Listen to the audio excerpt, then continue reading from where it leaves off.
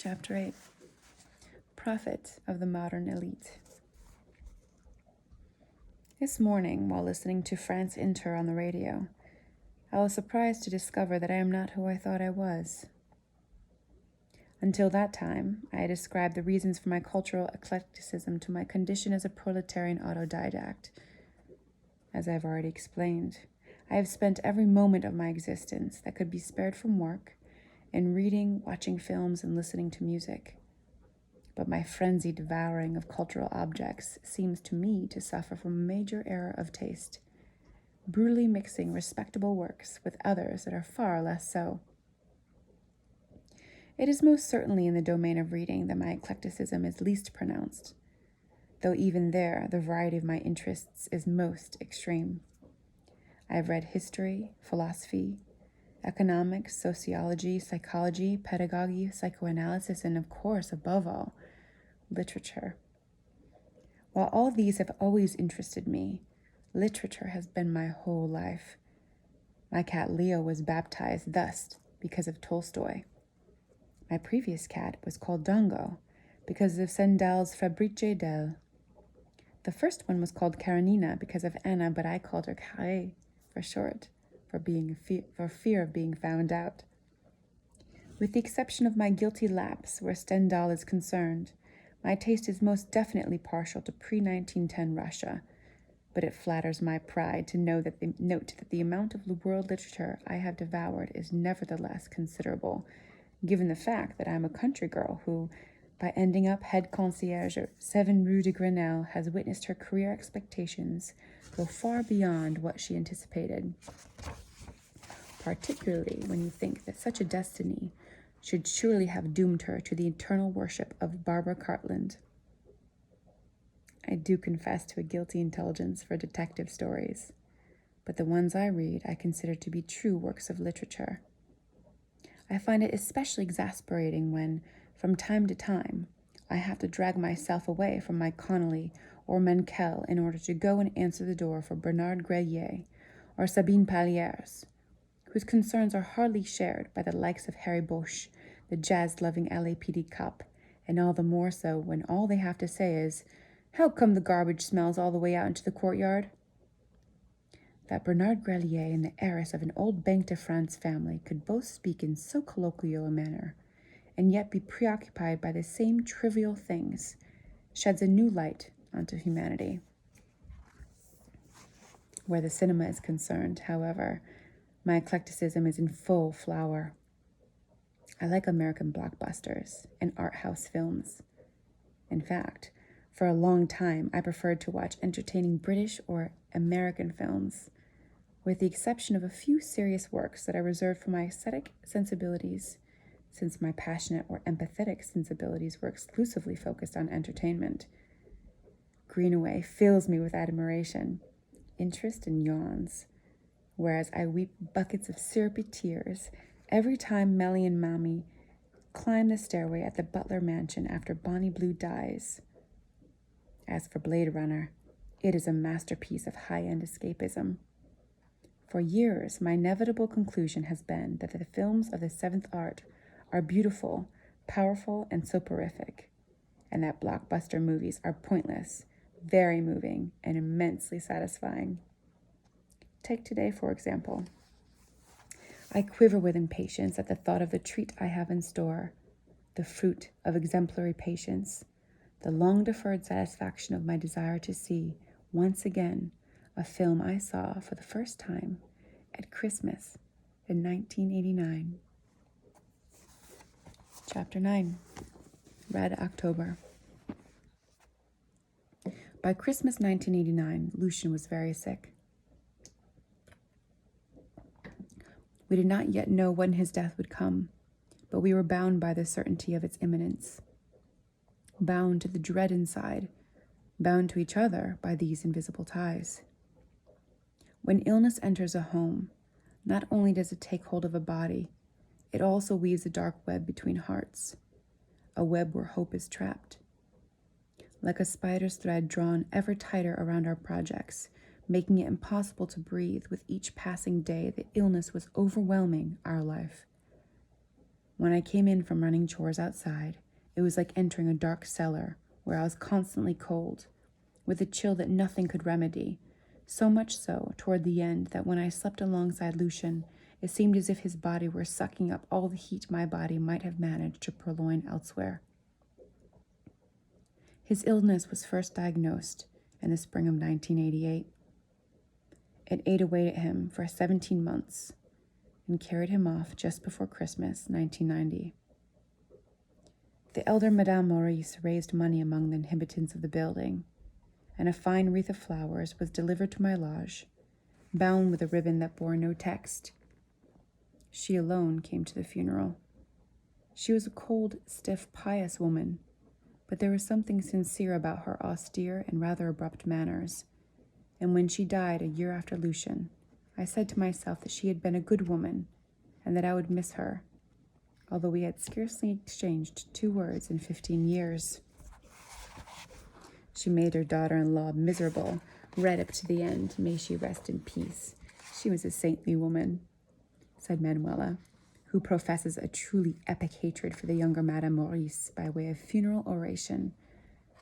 Thus, with the exception of Cornelia Maurice, with her little veils and rosaries, Lucian's illness did not strike anyone as being worthy of interest. To rich people, it must seem that the ordinary little people, perhaps because their lives are more rarefied, deprived of the oxygen of money and savoir-faire, experience human emotions with less intensity and greater indifference. Since we were concierges, it was a given that death for us must be a matter of course, whereas for our privileged neighbors, it carried all the weight of injustice and drama. The death of a concierge leaves a slight indentation on everyday life, belongs to a biological certainty that has nothing tragic about it, and for the apartment owners who encountered him every day in the stairs or at the door to our lodge, Lucian was a non-entity who was merely returning to a nothingness from which he had never fully emerged. A creature who, because he had lived only half a life with neither luxury nor artifice, must, at the moment of his death, have felt no more than half a shudder of revolt. The fact that we might be going through hell like any other human being, or that our hearts might be filling with rage as Lucian's suffering ravaged our lives, or that we might be slowly going to pieces inside, in torment of fear and horror that death inspires in everyone, did not cross the mind of anyone on these premises. One morning, 3 weeks before that Christmas, I had just come in from shopping with a bag filled with turnips and longed for the cat. And there was Lucian, dressed and ready to go out. He had even knotted his scarf and stood there waiting for me.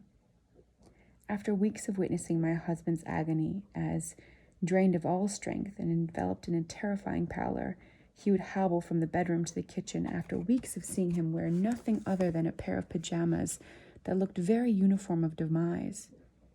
And now to find him with his eyes shining and a mischievous expression on his face, the collar of his winter coat turned right up to his peculiarly pink cheeks, and very nearly collapsed. "Lucian," I exclaimed, and I was about to go to hold him, sit him down, undress him, and I don't know what else, everything that the illness had taught me in the way of unfamiliar gestures, which had become of late the only ones I knew how to make. I was about to put my bag down and embrace him, hold him close to me, carry him, all those things once more, when breathless and feeling a strange flutter of expansion in my heart, I stopped in my tracks. "We'll just make it," said Lucian. "The next show is at 1. In the heat of the theater, on the verge of tears, happier than I'd ever been, I was holding the faint warmth of his hand for the first time in months. I knew that an unexpected surge of energy had roused him from his bed, given him the strength to get dressed, and the urge to go out, the desire for us to share a conjugal pleasure one more time, and I knew, too, that this was the sign that there was not much time left, a state of grace before the end. But that did not matter to me. I just wanted to make the most of it. All of these moments stolen from the burden of illness, moments with his warm hand in mine, and a shudder of pleasure going through both of us because, thank heavens, it was a film we could share and delight in equally. I think he died right after that. His body held on for 3 more weeks, but his mind departed at the end of the film because he knew it was better that way, because he had said farewell to me in the dark theater. There were no poignant regrets because he had found peace this way. He had placed his trust in what we had said to each other without any need for words, while we watched together the bright screen where a story was being told. And I accepted it. The Hunt for Red October is a film of our last embrace. That's so sad.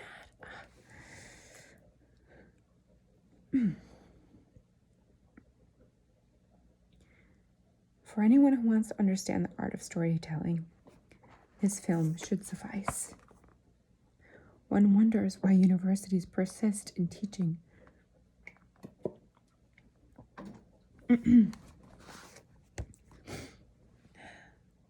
The Hunt for Red October is a film of our last embrace. For anyone who wants to understand the art of storytelling, this film should suffice. One wonders why universities persist in teaching narrative principles on the basis of prop, grimace, or other such punishing curricula. Instead of investing in a projection room, premise, plot, protagonists, adventures, quests, heroes, and other stimulants, all you need is Sean Connery in the uniform of a Russian submarine officer and a few well-placed aircraft carriers.